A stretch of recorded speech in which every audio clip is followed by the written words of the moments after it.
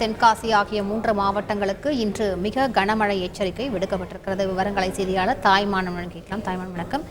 மிக கனமழைனா எத்தனை சென்டிமீட்டர் அளவுக்கு மழை பெய்ய வாய்ப்பு இருக்கிறது? விவரங்கள்.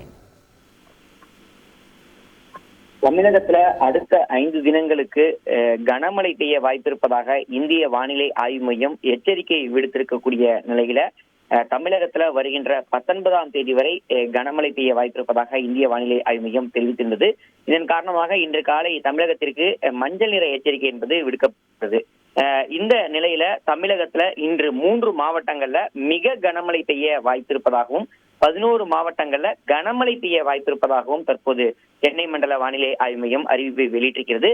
அதன்படி தேனி, விருதுநகர், தென்காசி ஆகிய மாவட்டங்கள்ல மிக கனமழை பெய்ய வாய்ப்பிருப்பதாக அறிவிப்பானது வெளியிடப்பட்டிருக்கிறது. 20 சென்டிமீட்டருக்கு மேலே மழை பெய்ய இருக்கும் என தகவல் என்பது இருந்து வருகிறது.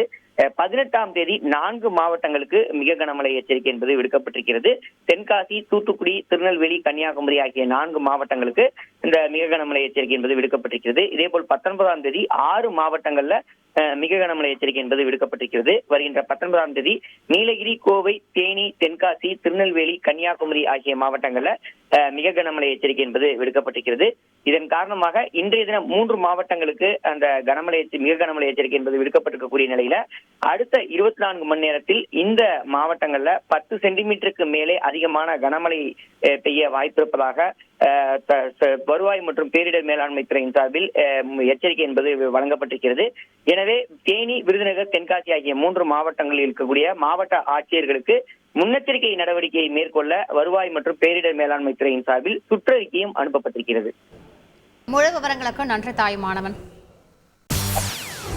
செய்திகளை உடனுக்குடன் தெரிந்து கொள்ள உடனே சப்ஸ்கிரைப் பண்ணுங்க.